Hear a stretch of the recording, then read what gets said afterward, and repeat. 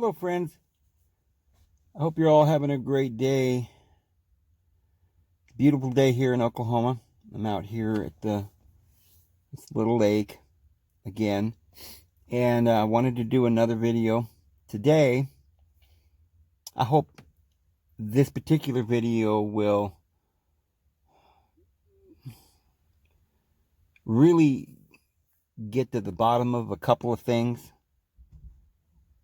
because we're talking about a lot of important things. But it seems like, just like with Newton or Einstein, they got a lot of great stuff. Fantastic. People all over the world are talking about it. You get scientists and classroom teachers and philosophers and beggars and politicians talking about it. We have books on the shelf. You go to a library, all these books on Einstein and Newtonian physics is so popular. Popular science. Brilliant. Amazing. And it truly is. But yet some of us ask, what's the point? When I was a little boy, I didn't know any of this stuff. But I think I did. I think we all kind of know the truth. What is the truth? It's not a bunch of facts and figures. Because if truth relied upon facts and figures, formulas, calculations, then how would you even know how to get up in the morning without going to the drawing board and writing out a plan? You don't need a plan. Everything is provided for you. You wake up, the ground is there, you step on the ground, the sunshine is bright, sometimes there's rain. You don't know what you need, but the universe does. It knows that it's time for rain, it's time for sunshine, it's time for wind to scatter the seeds. You know you need to eat. You can feel a hunger pain.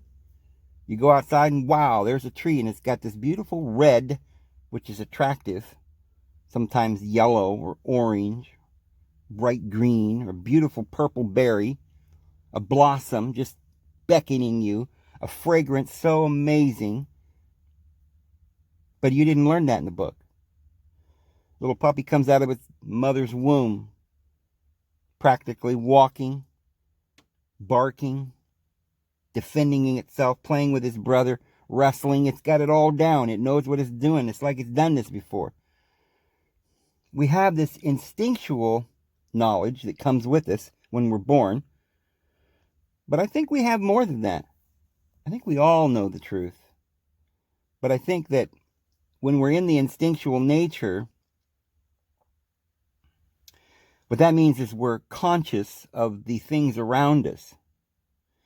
And we become unconscious of who we are. So all this stuff that we're looking at, we're looking for, that we just called the truth. It's not facts and figures. It's who we are. We're looking for who we are. We're not looking for facts and figures. We want to know peace. I want to rest in the bosom of security. I want to feel safe. I want to have fun. I want to know the things I want to know. I want to know who I am. I want to be at peace. I want to live out who I am. I want to reach the mountaintop and that cool running brook and pluck that beautiful apple. I want to run and play and jump. I want to take that vine and just take off running and swing all the way out to the pond and jump in there. Just have this desire to do that. It would be fun. It's all I know. It's all I want to know. I want to know the touch of my friend. I want to hear their voice. I want to talk. I want to communicate. Because we want to share the experience. We're not so interested in why we got here. Puppies aren't interested in why they're here. Imagine little puppies just pops out of the womb, and 2 days later, she's running around playing. And a few days later, a week or two, ready to go to a new home in 6 weeks.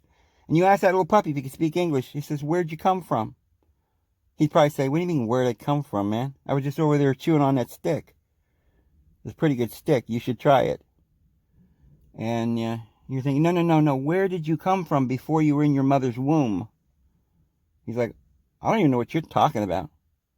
I'm just enjoying life. I don't know what you're all why is your panties in a wad? I just enjoy the fact that I'm here. I'm not living in the past, nor am I going to live in the future." Boy, you see that little stick? That's all I can think of. I want to chew that little stick up. I want to go, oh, there's a butterfly. I'm off to, find the butterfly. Life is the present, the moment. And you know what that moment is? Reality. And that's truth. But yet, somewhere along the line, we began to suffer. Mankind did. We began to be in bondage, in slavery. Other people abusing us, hurting us. We began to feel pain, unnecessary pain, unexplained pain, an unfairness, a lack of justice. And then we wanted to know why. Then it became important to know why.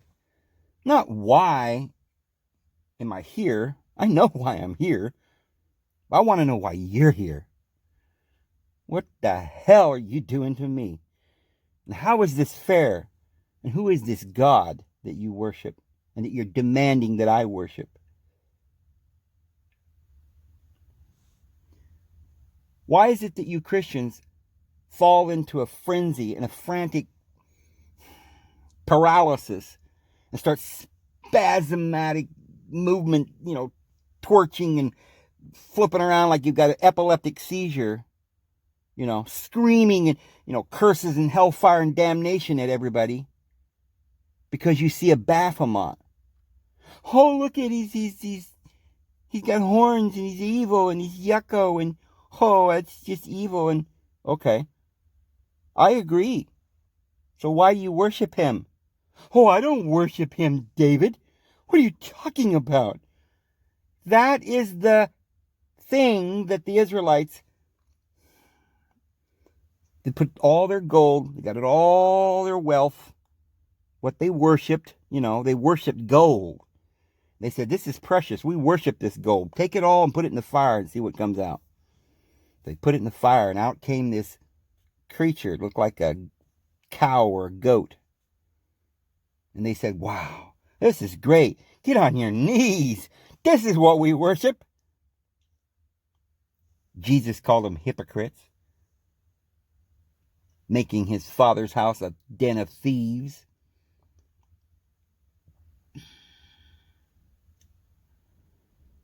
So, from that day forward, they began to worship this thing. They called it the cherubim. Yes, it had wings. So does the Baphomet. It's the same thing. A Jewish man named Levi invented it in 1854. He didn't invent it. Do you think he invented this stuff? People don't invent things like this. He just drew a picture of the idol that was inside the Holy of Holies that you've been worshiping for a long, long time. And now these guys have got you fighting and arguing about this idol that you can't seem to put down. You see,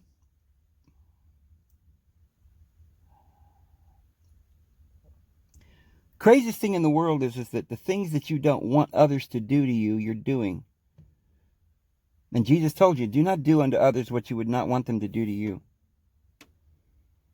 And why are you doing this? Why are you so schizophrenic? Why are you so afraid? Why are you so judgmental? And you want to know why? Because you haven't accepted the gospel. I know many of you Christians think that I'm a pagan and I'm a devil worshiper and I'm, and you'll pray for me, I'm sure, but I'm not afraid. Are you? Because you see, Fear has torment. And love casts out all fear. If you had love, you wouldn't have fear. You haven't received the gospel. Well, David, I'm a believer in Jesus Christ. And I don't know what you're talking about. Jesus said, I did not come to destroy the law. You can't destroy the law. That's true. Jesus went to the cross willingly. But that don't make it good. Jesus wasn't afraid, though, because he knew that his kingdom was no part of this world. He knew who he worshipped, his Father who was in heaven, who was love. You see, the minute you accept the gospel of Jesus, the true, and you Christians, you think you have the gospel, then you'll receive the law of Christ. When he came down off his mount, the Mount of Olives, and he said, love one another. This is my commandment, that you will love one another. I want you to turn the other cheek. I don't want you to, excuse me, I don't want you to do the eye for an eye thing. No more. Turn the other cheek. Love your enemy. Do unto others as you would have them do unto you. So in other words, he's saying, I don't want you to keep the law of Moses. I don't want you to be afraid. I don't want you to worship God. Because worship means serve. But Jesus says, I do not want you to serve me. A servant doesn't know what his master is doing. I've told you everything I'm doing. You're my friends. I've come to repurchase you, to redeem you from this awful, wrathful God. I don't have any condemnation. You see, all you have to do is with faith, believe. But you can't do it. But you thought it meant you had to have faith to have fear. Well, I don't know if I believe in God, so therefore I don't fear him. But if I had faith, I'd fear him. It's schizophrenia. Your God, the one you fear, it doesn't matter whether you believe in God. Some people don't even believe in God, yet you still believe in him. What he stands for, law and order, judgment, death, condemnation, pointing fingers, judging one another, hating one another. You liberals, you want prisons, don't you? You'd like to lock Trump up. You don't want to forgive him. You don't want to get along. You don't want to say, well, you believe what you want and I'll believe what I want. Let's just get along. You don't want to do that. All these socialists all around the world, like Stalin and Mao and Hitler or whatever, they weren't very tolerant.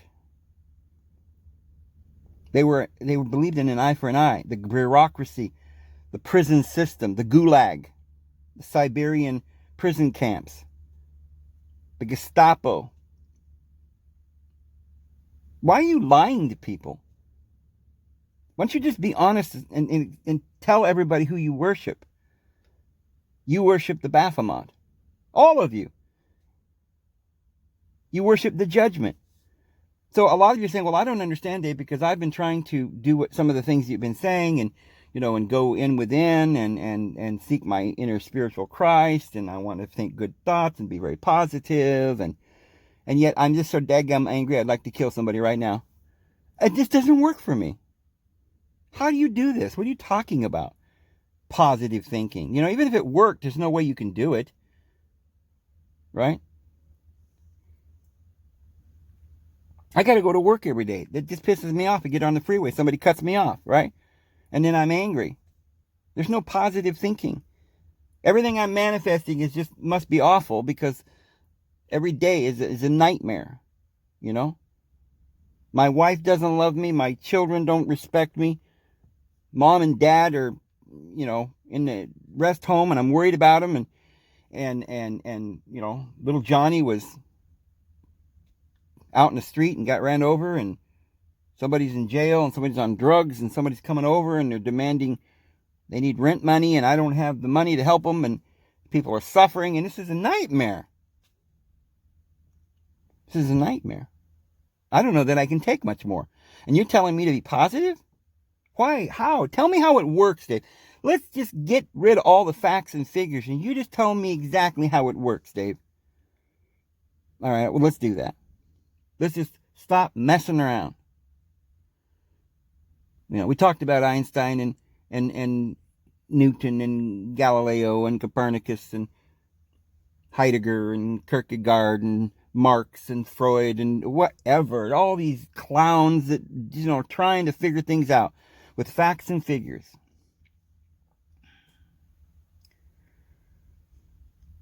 But the truth is so simple. It's staring you right in the face, something you knew from the time you were born. But you don't have faith, and you won't believe it. You say, a lot of you out there have said, well, I agree with you, Dave, and I believe in the law of love, and I agree, so I don't believe in the law of Moses. All right, so you're halfway there. Now, let's tell the truth. You like what I'm saying. It makes sense. Logically, you have to accept it. On paper, it looks fine, but you don't really believe it. Because you walk into your living room and this little puppy's just big pile, made a big pile of, crap on your floor. Now, immediately you get angry. You're upset. That's ruined your whole day. You ruined a $500 rug, right? Or at least you're going to have to spend an hour now getting on your hands and knees cleaning it up with soap and water and the smell. And you're just so angry with that dog that maybe you kick him. If not, even if you resist that, you're still angry, right? You're still angry. Or you're driving down the road, somebody cuts you off. You might roll down your window and flip them off or scream at them or cuss them out. But even if you resist that, you're still angry about it. It's not fair. And you don't like this unfairness. And you're constantly complaining about how the world is unfair. How these bad people are all just so bad. And they all deserve to go to prison. And the doggone it, it's just not a good world. And you just know there's a lot of evil out there.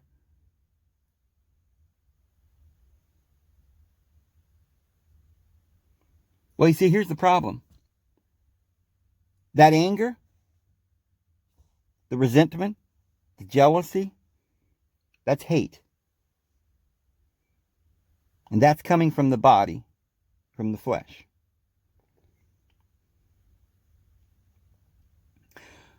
What we said, remember, from the very beginning, you got to receive the gospel, the good news.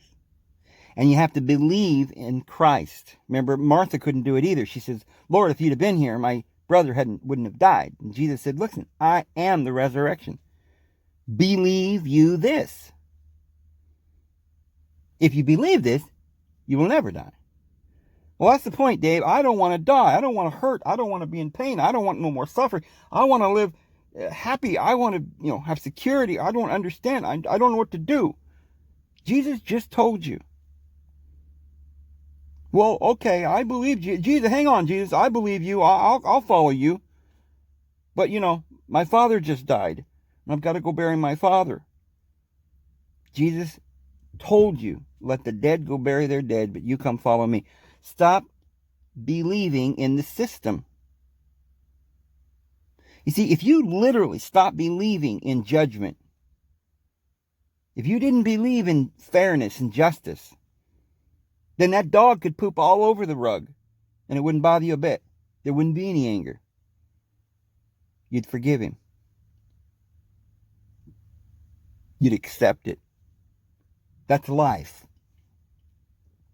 See, in the world, that's not acceptable. Thou shalt be clean.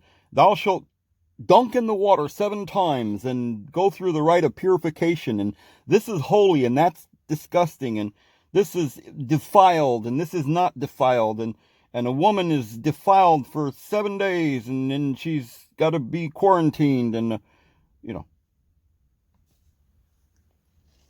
Oh, he's got leprosy. Don't touch him. You're scared out of your mind. Oh, no, I'm scared, and you should feel sorry for me. No, no, no, no, no, no. Stop. Nobody needs to feel sorry for you. No, really. That's exactly the opposite that you need.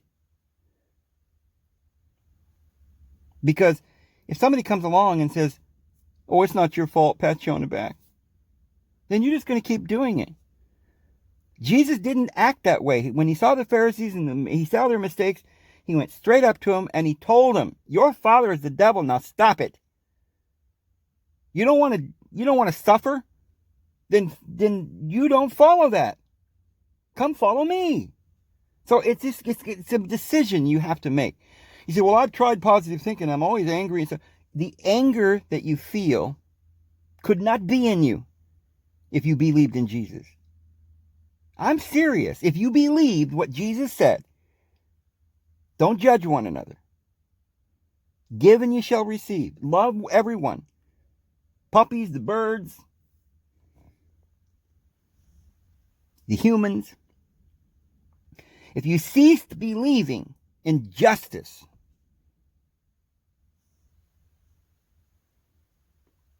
you'd no longer be jealous.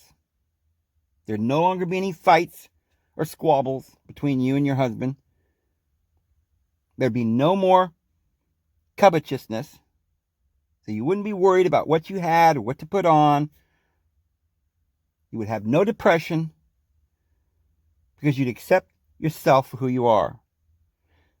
Soon as you did that, you'd find that everything you needed would be provided for you. The fox have dens and the birds have nests, but the Son of Man hath nowhere to lay his head. But guess what? The angels are following the Son of Man around, that he doesn't stumble upon a stone. Anything he needs, the angels come and minister to him. You know what it means to minister? It means to serve. The angels came and served him, and they will serve you. They will be at your feet. Because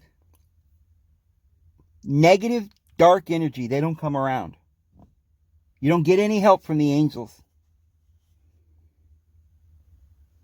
But it invites demons into your life.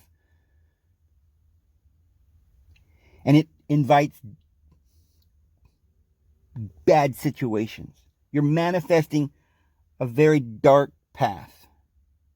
And you say, well, I don't know how to stop. I'm trying to force myself to stop. Do you see how ridiculous that is? I go out and I say, well, I'm not going to think anything negative today. Darn it. And if I feel a negative thought coming up, I'm going to just, doggone, I'm going to grab that thought and punch it in the nose and twist it and throw it as far as I can. I'm not going to allow that negative thought. I'm going to be happy. Look at this big smile on my face. How are you? Have a good day. I love you. Do you mean any of that?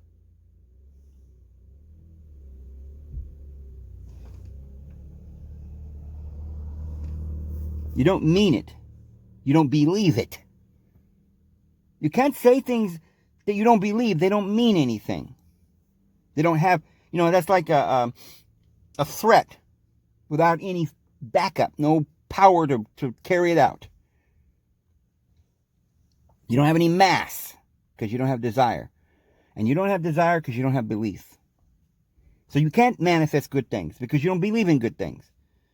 You don't trust the Christ within you. You don't trust the law, the higher law. If you trust the higher law, then you will say, may you be blessed. And it will be so. May that mountain be thrown into the sea and it will obey you. See, it starts from one magical act. Yeah, controlling the wind.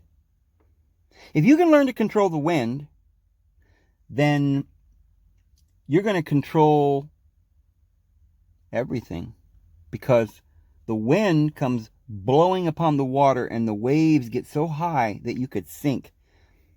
Stirs up the sea and the beasts and the fears and the darkness comes out. So in order to stop all of that, all you have to do is concentrate on the wind. The wind is your thoughts.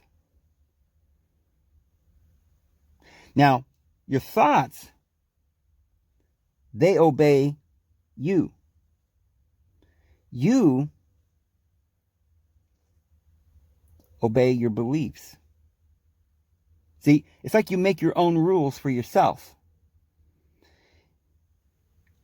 If the fear, which is that negative pole, if that's the stronger part of you, then you're pulling in all kinds of nightmares.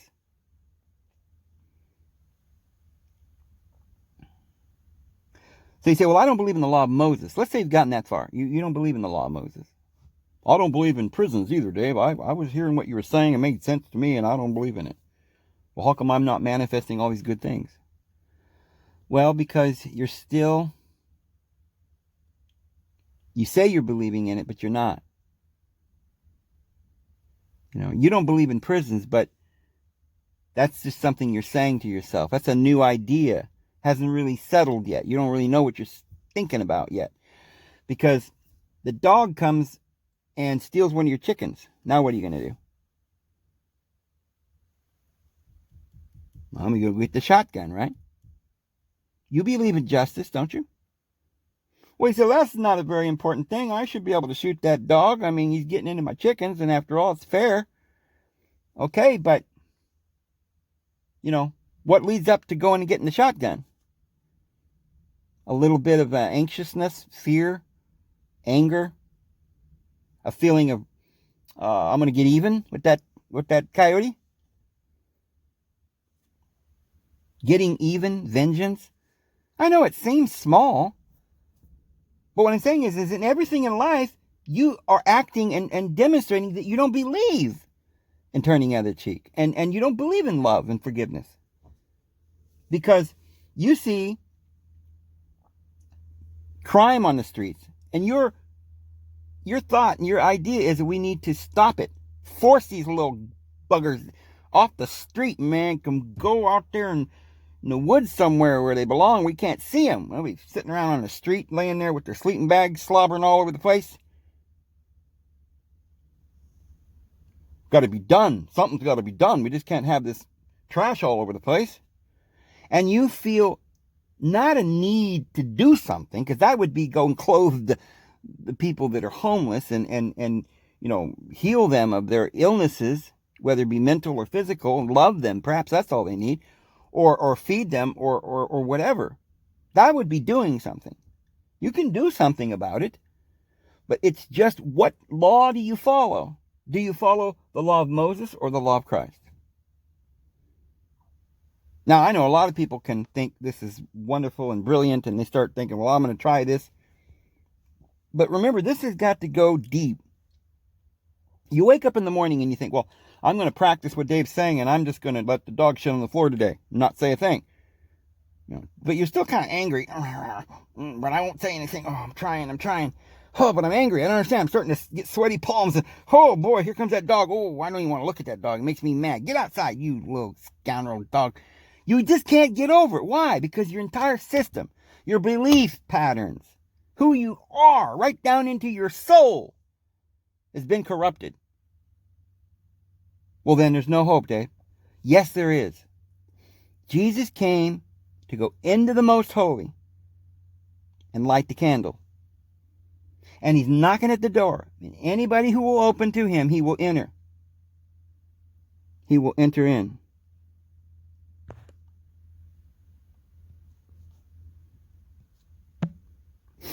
So, all you got to do is open up, right? All you got to do is recognize the Christ. Now, once you see the Christ, there's another option too. You could see Christ, and you could understand him, and then you could deny him. We all do that. Peter denied him 3 times. The flesh denies him every day. So I'm not saying you're any different than anyone else. But what I am saying is that we got to figure out what's going on here, because though Peter denied him, he later on became his greatest, most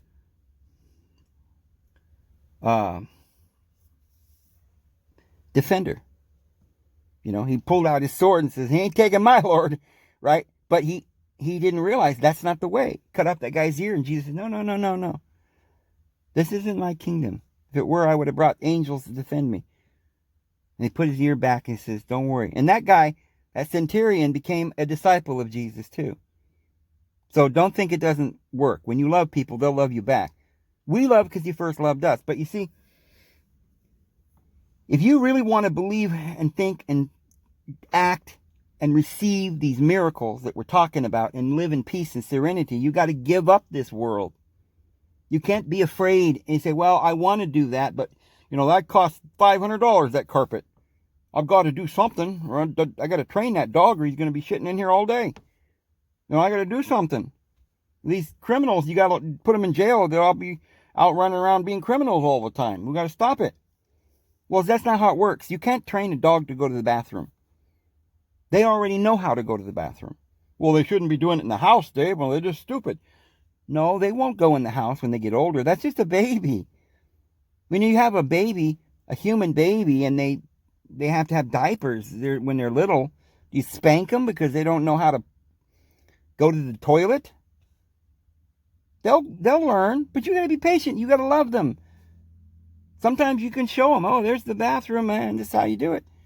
They'll get it quickly. It takes patience. Everything in this world is it's just a beautiful world. We got to be patient and kind. But the idea, the philosophy of an eye for an eye, the philosophy of anger and vengeance and hate and murder. You see all these murderers on the street. They got that way because of the law of Moses. Because remember what David said, King David, he teacheth my hands for warfare. The God of armies. Vengeance is mine. Go out and genocide all the nations around about. We're learning it from our church. Who's the first ones? The fundamental Christians, the first ones to say we need to go to war. We need to kill them all. Why? Well, they're not like us. They're not Christians, Dave. They're a bunch of pagans. We've got to go and kill them. What book are you reading? Are you a Christian? Really? I question whether or not you've ever read the Bible. I don't think you know who Jesus is. That's not what Jesus said. Jesus said, if you love people, they'll love you back. If you give, you shall receive. You just don't believe in Jesus. I'm sorry, this is the problem. You just don't believe in God. You believe in the devil. You got his temple over here, and you're thinking, oh man. We're all going to go back to Israel now. Right? Set up a temple. It's prophesied, brother. Oh, it's coming, right? And he's going to come down and live inside this human temple again. And we're going to send sacrifices and goats and sheep and oh my gosh. Seriously? The great Day of Atonement. Christ will return when we get that temple built. Of course, we got to put a lot of these Arabs in jail or murder them or go to war with a few other nations first, right? Got to be another big war in Syria.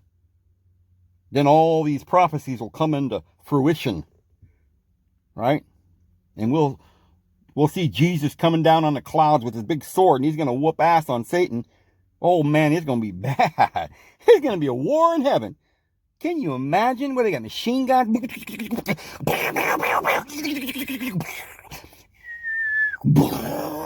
Oh, I think Jesus got the upper hand. Oh, look, Jesus got the devil down. He's beating the crap out of him. That ain't going to happen. It's not going to happen. If that's what you think, then you've missed the point of the whole Christianity thing. And that's why we don't have peace. On a worldwide scale, we don't have peace because we're Christians, Judeo-Christians.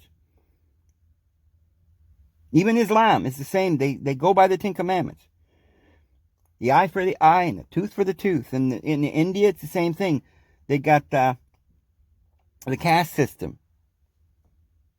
Some people are lesser and slaves and ownership and all of this and bowing and worship and Oh, he bowed. Now I got to bow. Oh, he bowed again. I got to bow again. Oh, this is just fear and torture and death. Mongolian raiders and the Chinese wall and the wars and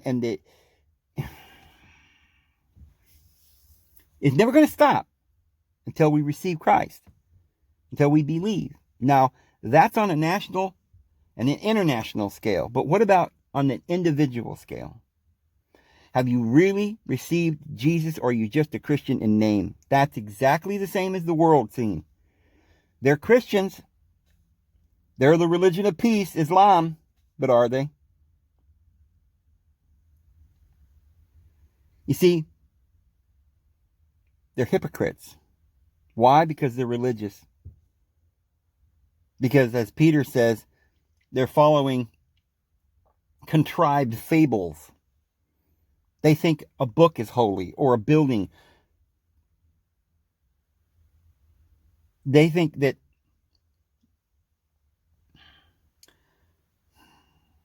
somehow or another a scientist is going to come up with a formula, and that's going to get us all to another planet or something. And we're going to live happily ever after on another planet. I guess supposedly Russia has already went to Venus, and they claim that it's 850 degrees at the surface. It would melt lead. And all the atmosphere is made out of carbon dioxide.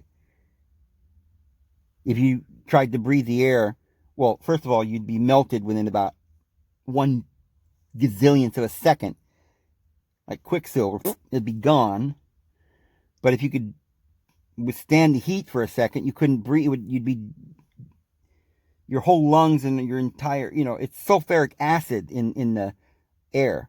But they discovered that if you go up about 31 miles from the surface of Venus, it's perfect. It's like paradise. Same basic gravity, the same, the days would be shorter, but the temperature wouldn't be bad, be about 80 degrees. So they're thinking about building cities in the clouds on Venus. And Mars, this is something they don't tell us. Mars is so cold. Of course there's no water there. What are they looking for, water? Oh, I think I see water. You can't see any water on Mars. It's about 500, or I think it's about 300 or 400 degrees below Celsius, or below Fahrenheit. Around the equator, it can get up into the 60s once in a while, but then it drops back below zero again most of the time. It almost never gets over freezing. So if there was any water in the soil, it'd be frozen.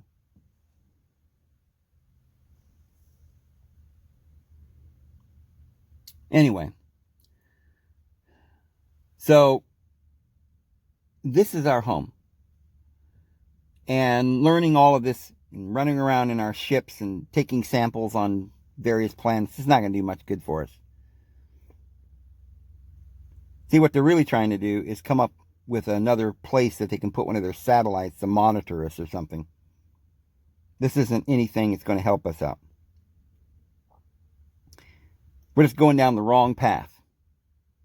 And these great philosophers are looking at the ancient wisdom, and they're misusing it. Now, I told you the other day, I said, well, why is it that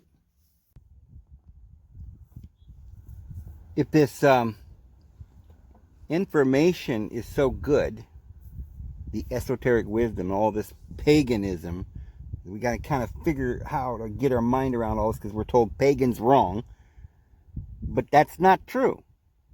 So there's so many things we're told. So we got all this prejudice. We think, oh, well, they're devil worshippers. No, that's not true. They weren't devil worshippers. Moses wasn't a devil worshiper. Moses went up the Mount of Horeb and found the law of love and brought it down to the people, and they didn't want it. It just represents a period of time in our history where the prophets could not teach the people because they could not listen. Even when Jesus came to the earth, they crucified him. And so the Bible says men shall be growing from bad to worse in the latter days. Why? Because they're taking advantage of your lack of knowledge. If you're going to lay down their ground and give up and, belly up on the ground in the battlefield, you're going to get killed. The enemy's going to kill you. The enemy is out there. You got to win over the world by letting your light shine. And you haven't been doing that. You didn't receive the gospel. There wasn't enough people. The ones who received the truth and the gospel, they let their light shine. And you say, well, that doesn't work, does it, Dave? They all died and then the evil took over. That's just not fair. I mean, when are we going to win? How does this work? All these people gave their lives. The apostles died as martyrs. And look, we're still under this bondage. Oh, don't think it didn't work, friends. It did. It did work. I mean, look what we did. We changed the world. We have a constitution now. Jesus spoke the truth. They couldn't deny what Jesus said. He had followers. And they refused to bend. So they ended up having to incorporate Christianity as the state religion. The only thing they could do is try to deceive you into thinking that, try to go back to Judaism and bring back some of the old laws and try to corrupt it. Well, lots of people knew that they were doing that, and they tried to stand up. Over the centuries, this happened over and over again. We talked about Newton. See, Newton won a war. Galileo and Copernicus. The church was trying to keep us in darkness, but they fought. They threatened to murder them, but they pushed forward. They weren't afraid. And now we know about science. And so, well, that's evil, Dave. The science they're talking about. No, this is the esoteric wisdom. See, the governments, the Old Testament God, had been fighting against the New Testament God of wisdom from the beginning. Religion's been fighting science. Religion's bad. Science, the truth, that's that esoteric wisdom. That's astronomy in that pyramid. That's a good thing. To discover who you are. Turning chemistry is a good thing.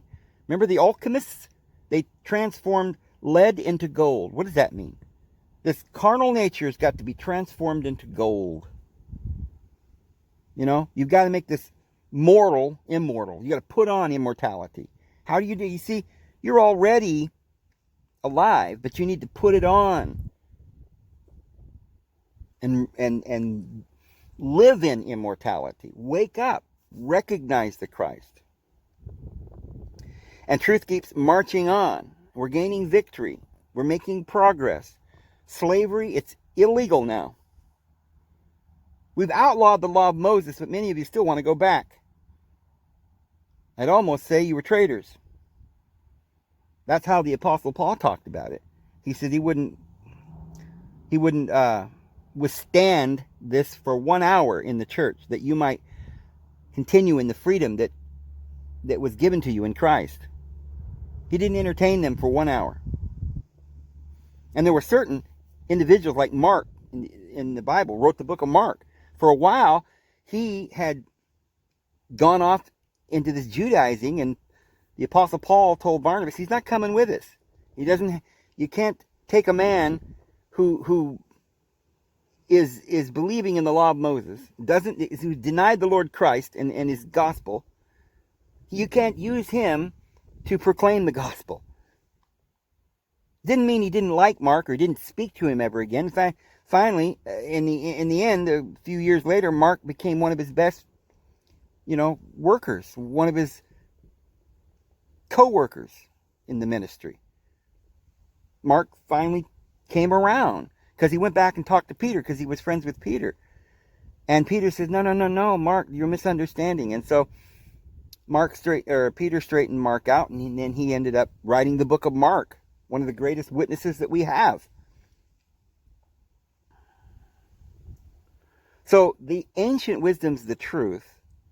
It's those who try to hide the truth that's the problem. Those who try to say science isn't true. Those who try to say, oh, it's superstition. Witches need to be murdered. Wise men, wizards, you got to kill them. Scientists got to die. The earth is not round. It's flat. No proof necessary. I said so. Looks flat to me. Now you're going to die.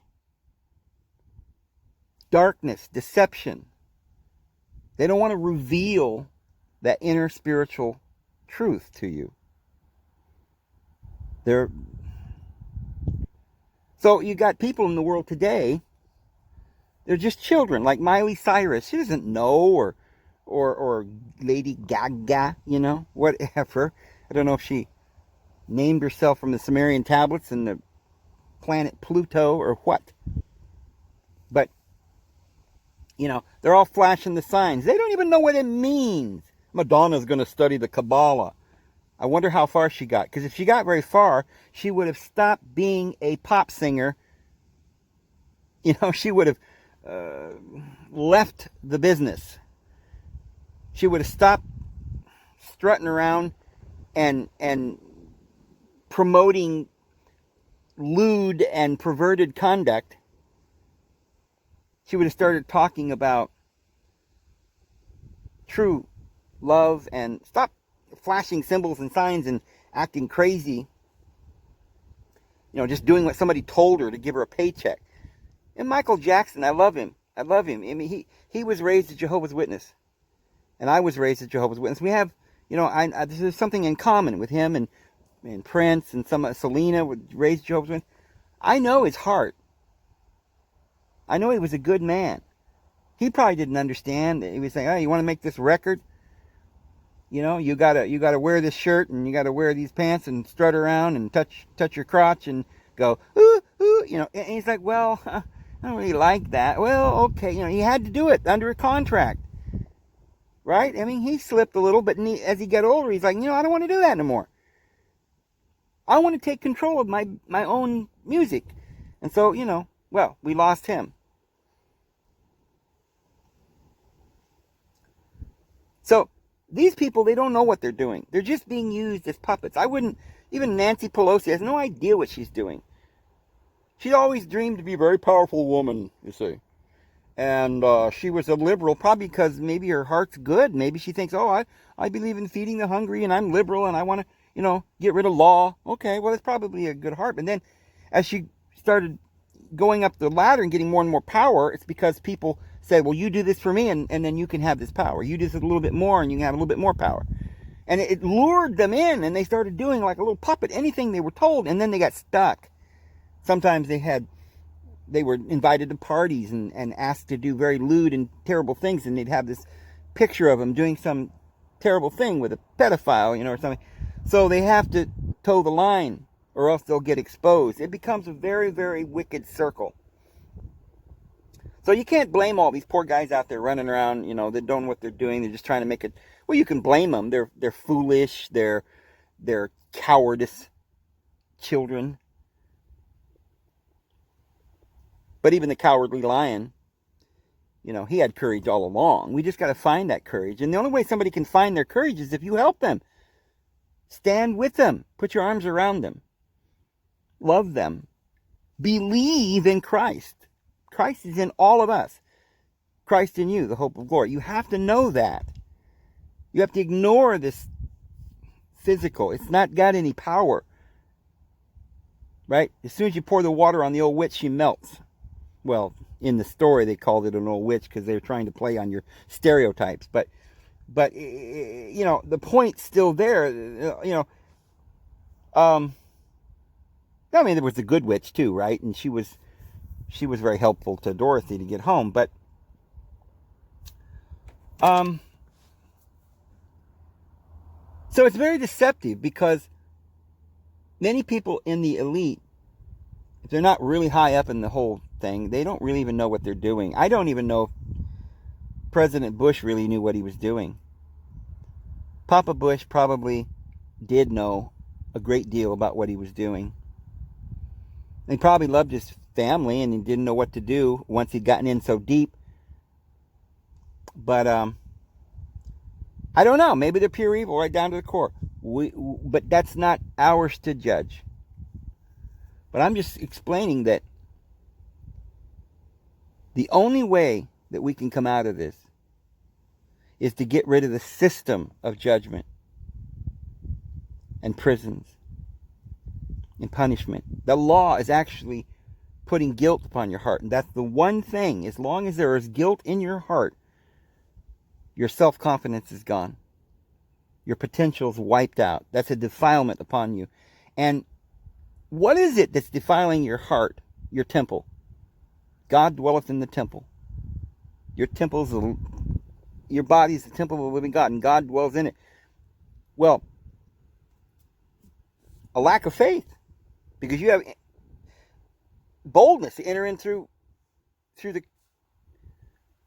the curtain and go in there and right up to his throne. You can petition him and ask anything you want, and you'll receive whatever you ask. But if you're afraid to go, well, I'm not afraid to. I've asked many times and God doesn't answer me. Because you don't believe in him. You believe in justice. He told you, if whatever you met out shall be meted back to you. An eye for an eye, if you want to go that route, but that's your choice. But you didn't believe his words, which says, give and you shall receive. So start believing in him and obeying him. Give. Go out there and give. And give not just, physically with your hands. That's hard to do, but sometimes we can do that. We'll stop along the road and give somebody some money or whatever. But what about giving with your heart? What about believing with your mind? Because with the mouth one confesses unto salvation. But before it gets to the mouth, it's got to come out of the heart. Jesus says nothing that goes into the mouth can defile you, but it's what comes out of the heart. That's defiling you. And the heart is that holiest place of all. And what's defiling that temple is that Baphomet. The system, the belief. You take your children to the altar and you dump them off and you feed that God all your babies. You say, well, I don't believe in it, but I keep doing it. I don't believe in judgment, but I got to beat that dog, man. I'm just so daggone angry. Well, you got to beat that dog because in your mind you believe in justice. You believe in punishment. You believe in vengeance. You believe that he deserves to be spanked or he's never going to learn.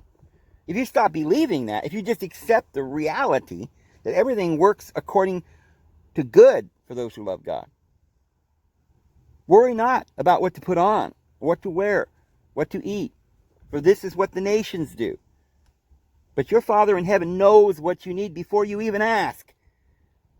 But you just don't believe. So it really boils down to our inner beliefs. Because that's the foundation for what we do. And that's the foundation for what we receive. If you want to receive good things, you must give out good things. You've got to get rid of the anger. Believing in justice is what makes the anger. That's exact. Remember the old thing with the Adventists used to say this. They'd say, well, if you murder, see, that's really just anger. So I guess if you could murder somebody without being angry, it wouldn't be murder. But they're saying, because remember Jesus said, don't even say raka. Don't even be angry. Whoever has looked at a woman has already committed adultery with her. So it's all in the heart. It starts off with anger and then goes to murder. Starts with lust, goes to adultery. Okay, so what gives you the anger? I think it's the opposite. I don't think it starts off with anger and then goes to murder. I think it starts off with murder and then goes to anger. In other words, you believe in murder. You believe in justice. You believe in vengeance. And that's why you have the emotion that follows. Why are you always angry and depressed? You don't realize it. You think anger is a good thing. Well, I'm angry because that's unjust, Dave. I'm just so angry. That's unjust. That guy needs to be popped in the mouth, boy, for what he said. I believe in that. I believe that he deserves to go to prison. I believe in that. We need more prisons. So that's what you believe. And you keep talking about it because that's what you believe. But in order to do it, to carry it out, you got to be angry. In other words, the emotion that solidifies that belief. Somehow or another, the anger actually makes you believe in this concept of vengeance. Because you say, well, I'm angry, which must mean that it's true, that justice is a good thing. Because when I go and I pop that guy in the mouth, I feel better. And I want to feel better. All you're doing is you're getting some sort of satisfaction in the flesh. But you don't have peace. Now you're looking over your shoulder. Now you have guilt. Because what you've done is you've become a hypocrite. because you punished him for something that you're going to end up doing yourself. It's a vicious cycle. And so the anger is what's causing you to put those thoughts of vengeance out there. And if you have those thoughts, they're coming from your beliefs. And if you believe those things, then you're not believing in Jesus. And therefore, you're not manifesting a paradise around you. You're not drinking from that eternal water Jesus said he'd give you at any moment if you just receive it. He's offering you the tree of life and come up to my mountain, which is beautiful, and everybody's well fed, and he fed the 5,000, he broke the bread, and they all were satisfied. But you never get to the mountain where Jesus is. You never sit down and have fellowship with the Father and his Son and the saints. Because on the way to church, you pass 3 people with flat tires, one with battery's dead, one hitchhiker stranded in the middle of somewhere walking with a bag of groceries, 2 old ladies with a cane, because you couldn't stop because you had to get to church because you were the speaker.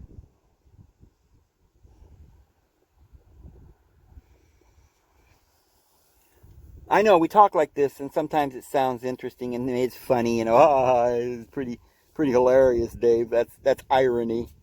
But I'm being serious. I'm going to say this as carefully as I can because this is the crux of the matter. I want to be able to understand this. There's more to just sitting and forcing your brain, and trying to stop the negative thoughts from coming out. You can't do that. That's like trying to force somebody to love you. They love you willingly. It happens. The little puppy will learn to go poo-poo outside. His instinctual nature is not to do it near his home. He'll learn that real quick. Be patient. Show him, help him outside every hour or two so he knows. And you don't have to be angry with him. Okay, so, but if you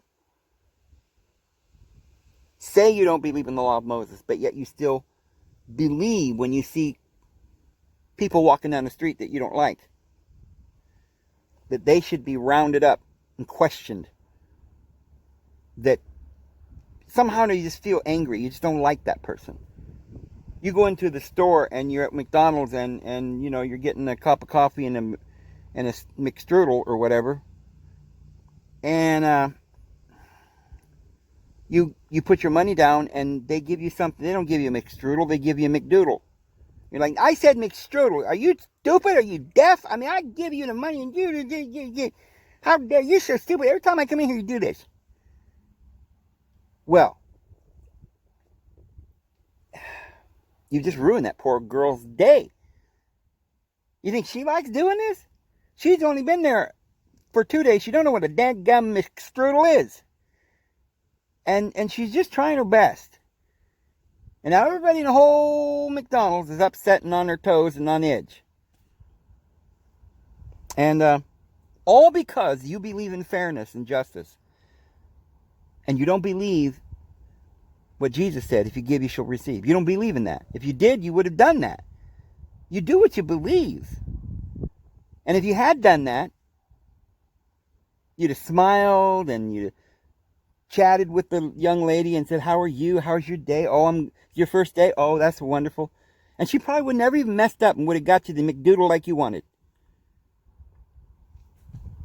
But you got her so nervous. It's just, we could go round and round, but the point is that this is true. You've got to change your beliefs, and therefore the New Testament is very clearly telling you something literally. And it's very simple. All you have to do is believe in the teachings of Jesus and keep his commandment to love one another. If you can just do that, and I don't mean one more point here. We say, okay, I believe in Jesus and I believe in love, so I'm going to go loving. I love you. I love you. I love you too. And that's it. That's all you got to do, right? Just to say I love you. No. You have to really believe that. So now, when your friend spills his coffee all over your brand new carpet, do you want justice? Do you believe in justice? If you don't believe in it, You won't be angry. And something good will happen. But you're never going to see what's going to happen. That good thing is going to happen. You're never going to witness the manifestation of paradise because you're too busy building hell. Speaking your pronunciations and damnations and curses out of your mouth that you were told to pronounce by that God on his mountain. You've decided you're his prophet and you're going to go save the world. God saith, you must repent or you're going to hell. You pedophile, you terrible, wicked man, you evil person. You see, you feel compelled to declare not the gospel, but the law. You are bringing death and condemnation to the world. And it's a vicious cycle, and it will only end in death. So that's what I have to say today, friends. I'm going to go ahead and go, friends. Hope you guys have a great day. See you again tomorrow. Have a good one.